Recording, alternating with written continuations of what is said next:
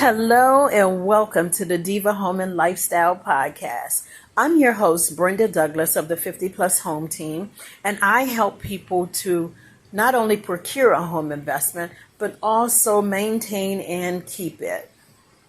Furthermore, we help people to gracefully age in place, downsize, or right size into the perfect home.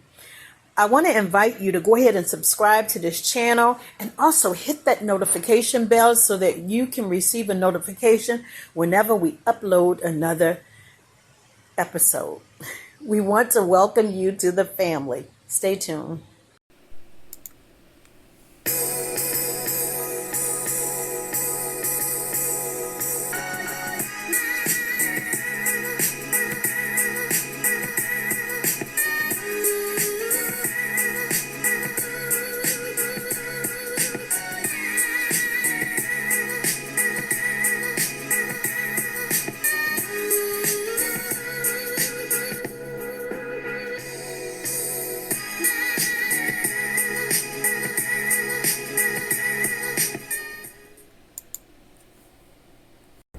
Hello everyone, it's Brenda Douglas from Prince George's County, Maryland, and let me tell you guys, the sun is shining out here, and yes, it is humid again. Oh man, listen, we here in the DMV, also known as District of Columbia, Maryland, and Northern Virginia, the DMV, Prince George's County in particular, we have had 3 consecutive days of severe thunderstorms.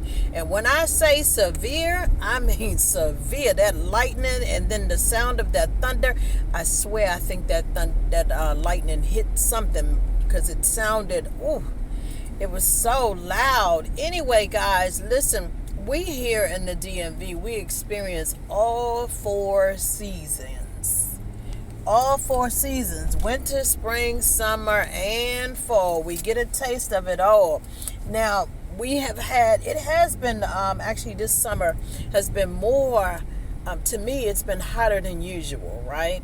Typically here in the DMV, we have, we get temperatures in the upper 90s, but it can feel like it's 100 or over 100 in some cases, just over 100, 105 maybe. So it'd be 97 degrees, but feel like 105. So we have really high humidity here in the DMV, right? So it has been a hot summer. Now this year, I cannot wait until my favorite season, the fall, right? Because I'm telling y'all, this heat has been disrespectful, right? So anyway, guys, we experience all 4 seasons here.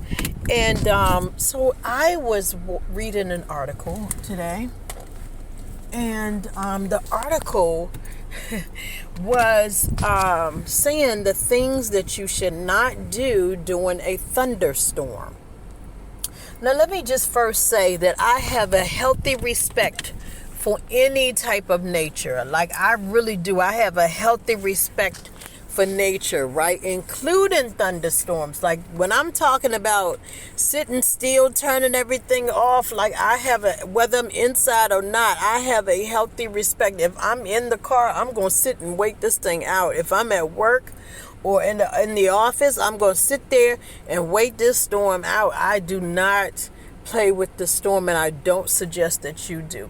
So in this episode, I want to share some ways that you can, or some things that you should not do during a thunderstorm. I thought they were very, very interesting, so I want to definitely share it so that we can all be safe, right? According to the National Oceanic and Atmospheric Administration, about 300 people are struck by lightning every single year. Now, that may not seem like a large number here compared to the population in the U.S., but hey, I don't think anybody likes to be in that number, right? So let me share some ways. The best way to protect yourself from a thunderstorm is, of course, avoiding going outside when there is a storm, right? So I encourage you to get into the practice of checking the weather before you go someplace, before you have an event, before you even make reservations if possible, right? But the main thing is you want to avoid outdoor activity when there is a thunderstorm. And also be aware, guys, that when you hear thunder, that means that lightning is there as well, right? You may not see the lightning clearly, but when there's thunder, where there's thunder, there is lightning, right? Rule of thumb, as they suggest, is when thunder roars, go indoors. But here's the interesting twist. Do you know that 1/3 of lightning strike injuries occur indoors, guys? Isn't that crazy? So it is possible for you to be struck by lightning, whether you're indoors or outdoors, right? So again, here are some tips to help keep you safe. You want to avoid taking a shower, taking a bath, washing the dishes in the sink, or washing your hand. In other words, avoid the water. I thought that was really interesting. You know why they tell you that? To avoid the water, washing the hands, shower, things of that nature, is because the lightning can strike the plumbing. Isn't that crazy? The lightning can strike the plumbing and come through the plumbing, and you're there taking a shower or a bath or even washing the dishes, and you can get struck by lightning that way. Also, touching electrical equipment, anything that's connected to an electrical outlet, right? Now, let me just say that would include a microwave, that would include a stove, because sometimes I'm like, okay, well, sometimes I try to do everything I need to do when I hear the thunder, or when I hear it start to thunder, or I know it's going to thunder by a certain time frame, then I try to have the food cooked and everything prior to that so that I am away from the stove. But I had no idea that I could potentially get struck by lightning by using anything that's electrical outlet, including my TV. Because sometimes, honestly, I do leave the TV on, right? Sometimes I do, sometimes I don't, depending on how bad the storm is. But computers and laptops, game systems, as far as your cell phone, if it's plugged into the outlet, yes, it is a hazard. And I did read one time where this young girl was on the phone, on her cell phone, but her cell phone was plugged into the wall. Long story short, the lightning came through and it struck her in the ear, right? So it is possible for the lightning to strike indoors, right? Washers and dryers. Like sometimes when you're stuck or you feel stuck inside, you want to find things to do to keep yourself occupied, right? So sometimes that may include, getting that laundry done that you really don't want to do, but you're stuck at home. So, hey, let me do the laundry. Let me do the dishes, right? But just know that that's a safety hazard, right? The other thing is like the hair, when you're blow drying your hair, that if it's plugged into an outlet, it becomes a danger, right? The same thing about a refrigerator.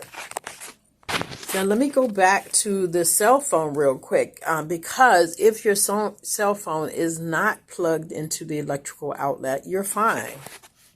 It is only when it is plugged into the electrical outlet that it becomes a danger during the storm. So as a good practice, I always try to, and I encourage my son to as well, to have your phone charged before the storm comes. So plug it in. If we know that between 3 and 4, there's a chance, there's a tornado warning, there's a hurricane warning, there's a tropical storm warning, there's a storm warning, severe thunderstorm, whatever, however they phrase it. Have that phone charged up before it hits, because then I can get on it. To be honest, I can get on the phone during the storm, as long as it's not plugged into the wall. The other thing you want to do is you want to avoid the windows, the doors, and the patios, right? You want to avoid, because sometimes I'm tempted to look to see how much how much rain is coming down or how much damage is doing. The last storm we had, like I said earlier, there was a large boom. So I'm thinking, okay, did a tree fall down? What's going on, right? So I'm tempted to go to the window. I restrained myself, thank God, but at the same time, I didn't see anything out there. But you want to avoid the windows and the doors. The other thing is you want to stay off porches and balconies, right? Sometimes we have a tendency, if we're out and about, let's say we're at the store and or the subway station, the metro rail. I remember one time going. I caught the bus, and so I was going into the station. Man, I was running. I was so scared. I was running, and it was raining cats and dogs. So I'm running into the station. Of course, the station is full of people on the platforms, or on the not even on the platform, because we weren't down in the subway. We were up by where you put the money in the machines, and so there were tons of us, and we were standing inside this under this cover thing, right? And now, I'm not going to lie, I was standing beside a machine, but that was before I read this article. I had no idea, because the machines are plugged in, of course, they're electrical, right? So again, you want to avoid anything that has to be plugged in. Anyway, to make a long story short, we were all safe, thank God, but it was still risky, right? So sometimes we have a tendency to get under some type of pavilion to protect ourselves from the rain, right? But there's still, if it's lightning and thunder, you're still kind of exposed, right? So again, you want to go indoors, right? You want to stay away from laying on concrete floors. Like if we're concrete floors, or leaning against concrete walls. Why? Because lightning can travel through metal bars and wires that are inside the concrete, right? So sometimes people have concrete in their driveways, or what is the things called? Garage. Sometimes people have a concrete floor. Some people have concrete floors in their basement, right? The point is, you want to remember that lightning can travel through the metal that's inside of the cement or the concrete, right? So you want to be safe. Don't lay down and don't lean against a concrete wall during the storm, right? You also want to avoid, we've already said, touching anything electrical, including electronic. What I want to say is it includes a game. Like some people are really into them games. What is it called? Game X, what is it called? Xbox. Xbox, they're really into the gaming thing. So you want to be safe, and that is always has to be plugged in from what I understand. So you want to be safe with that and shut it down during the storm, let the storm pass. So I always recommend that you do something, I don't want to say constructive, but read a book or use that time to do something that you may not usually do. Read a book. As long as your cell phone is not plugged in, you're good, right? Just have it charged up. So there are things that you can do. Have a puzzle book that you do during the storm, or just have it available. You may not have to do it every time, but just use that time when it's during the storm. Also read your Bible. There are things that you can do. Draw, you can color. There are things that you can do that it does not pertain to or does not include something being plugged into the electrical wall. All right, guys. So the other thing is, you don't want to stand under a tree during a thunderstorm. That is extremely, extremely dangerous because the lightning can hit the tree, and then the lightning can bounce onto you. Human beings they conduct electricity better than trees, right? So if you're near a tree, the lightning can easily jump up from the tree and onto you. So you want to stay away from trees. And listen, last but not least, if you are in a swimming pool, whether it is indoors or out, you need to get out of the swimming pool, okay? You need to get out of the swimming pool, whether it's indoors or out. Water is an excellent conductor of electricity. So you want to be safe when it comes to that. Even when you're walking and there are puddles. Sometimes we have floods here in the DMV. DMV stands for District of Columbia, Maryland, and Virginia. So you want to steer clear of any puddles of water. And again, if you're near an indoor and outdoor pool, you want to stay out of that as well. Get out of that pool. And I'm sorry, I said that was the last thing, but I have to say this because it's dear to my heart. Guys, And also gazebos. In terms of the structure, stay away from gazebos. Gazebos are wide open. They're not safe.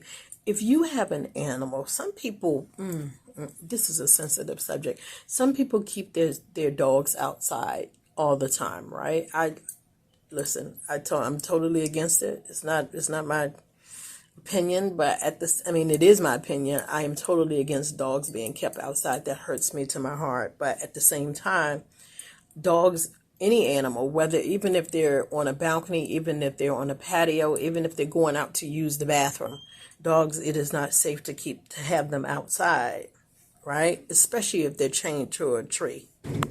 And that includes a dog house. If you keep your house in if you keep the dog in the dog house, they are not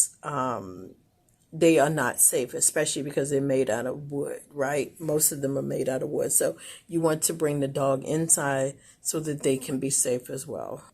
All right, guys, I really hope that has been helpful to you. I will put the link to the National Oceanic and Atmospheric Administration in the comments.